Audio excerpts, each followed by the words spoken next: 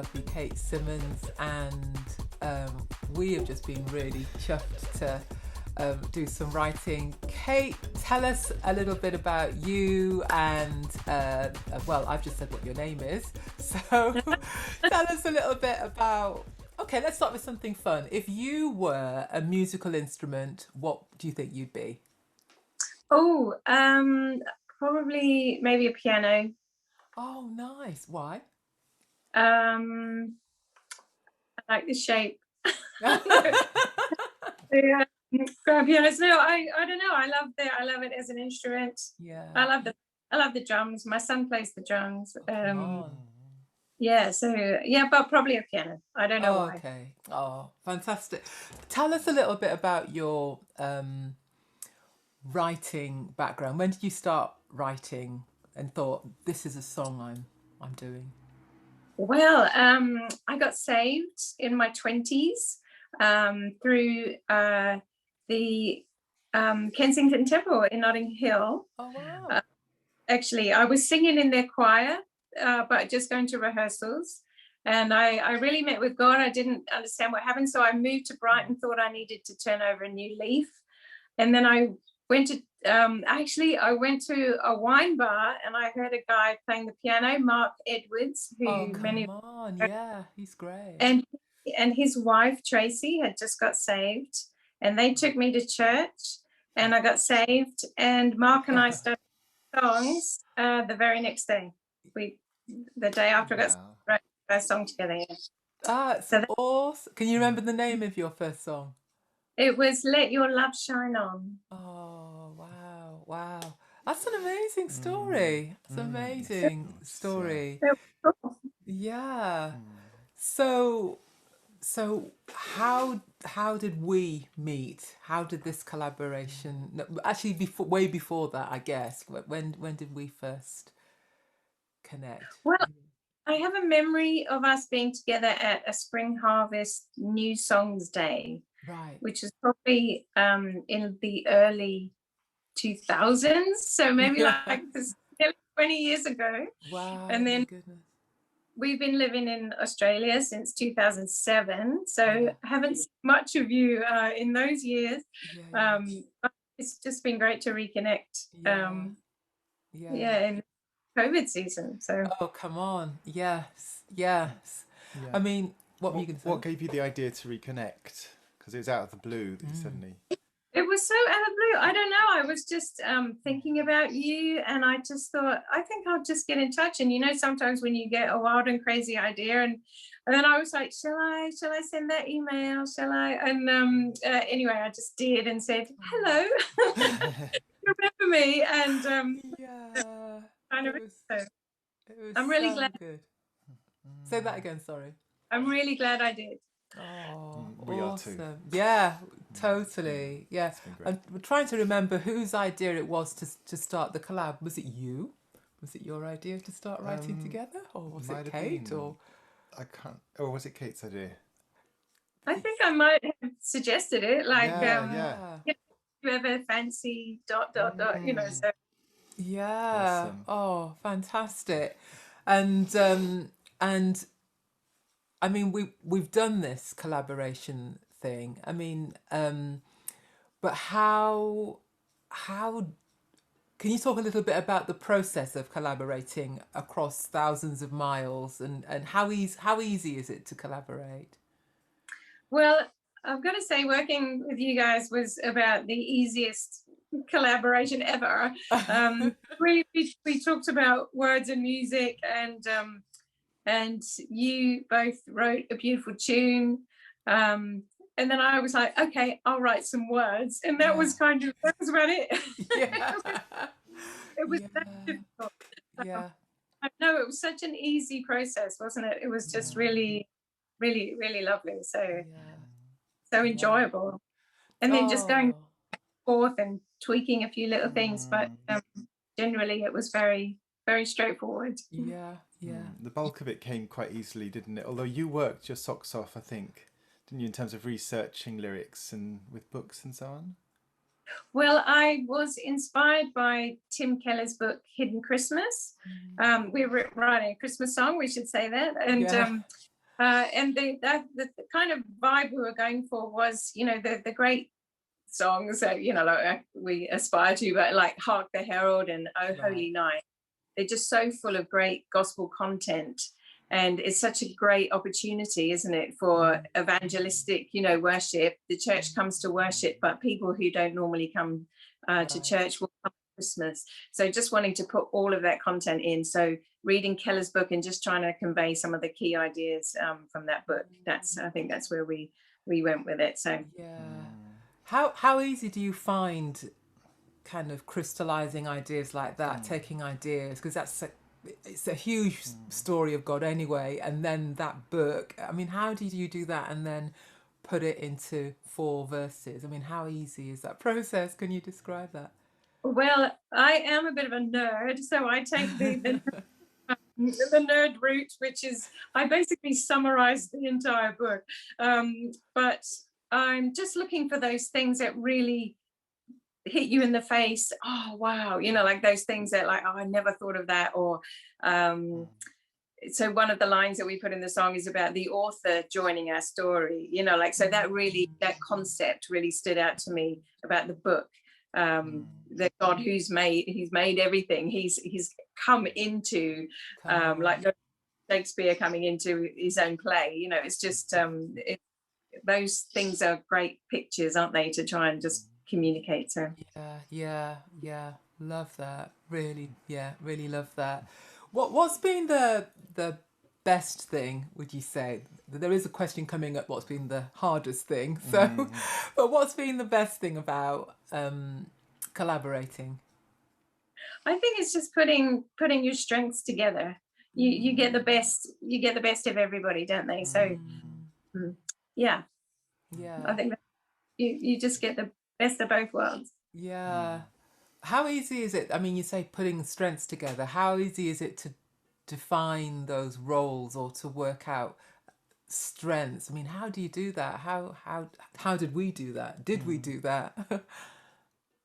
Well, I feel my strengths is in lyrics, and I know you guys write lyrics too, but you're also musically very, very strong. So I am for a lyricist to be given a beautiful melody and then to have that structure there and to just go, okay, that's where we're starting. That's my happy place.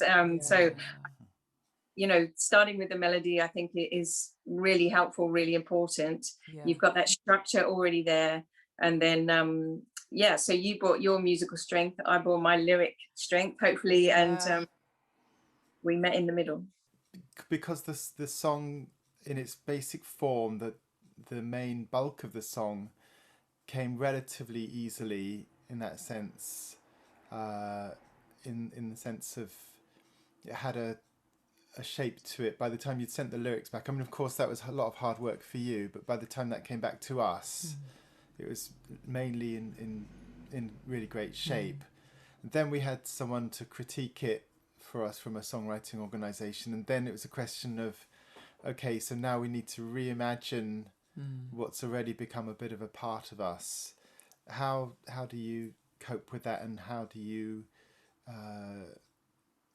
it's a different headspace, the refining as opposed to the moulding from a blank, or from a clay that is blank. You know, it's not been chiseled yet. Good. Well, I think it's great to get feedback, and I think it's great to be as objective as you can about it, and just think, okay, let's just consider that and think, do these verses work better in a different order, or should we explore that concept a bit more, or is this word better? And I think but that process is so important, isn't it? It's just that fine tuning might get you a much better song in the end.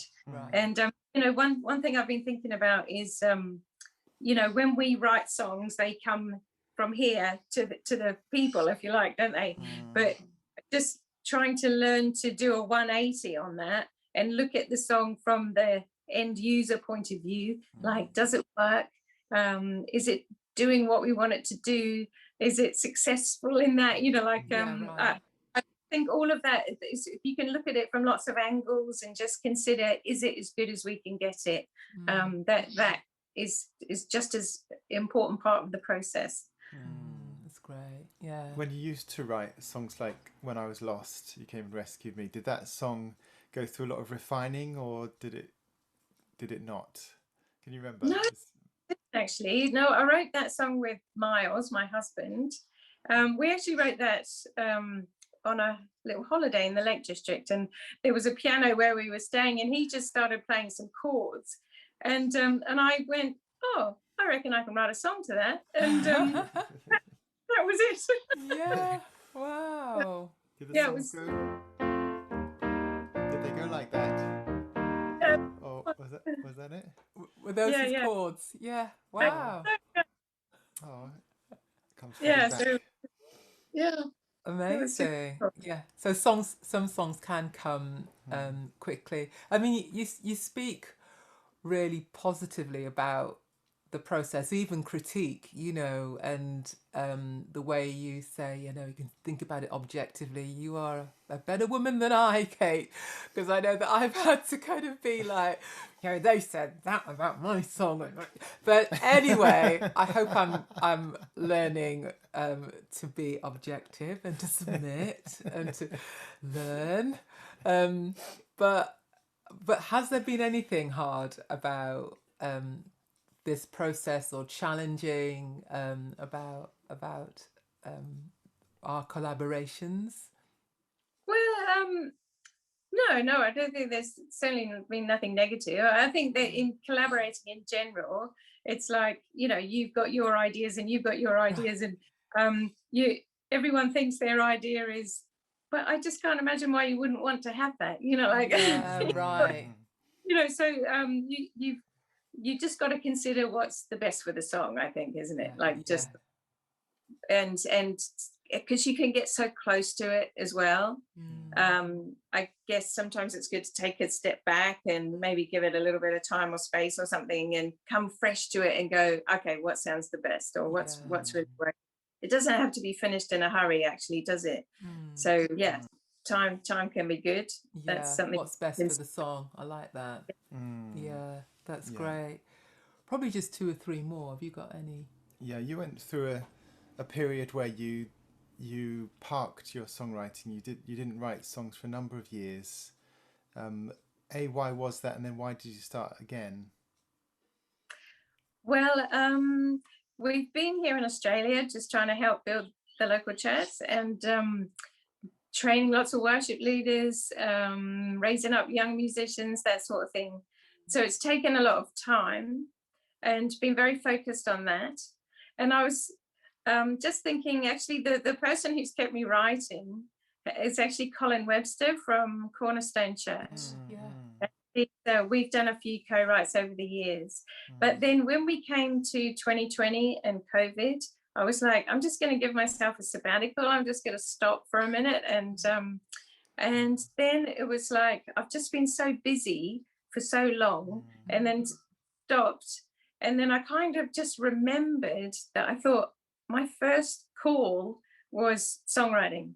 And, you know, like I said to you, I started writing songs the day after I got, and had a lot of prophetic words about it and that sort of thing. And I thought, I just felt this very strong pull to come back and focus on that. And I feel so, you know, God's timing is perfect. I sort of wish, you know, I'd been writing consistently over the last decade, but, you know, God can restore the years, can't he, and do anything. And I think it's just, if you feel in the moment, yes, I am inspired, I'm just going to get in there, I'm going to study, there's so much more to learn about the craft. It's just never too late to go for it. So I'm excited and very, very focused right now. So it's exciting.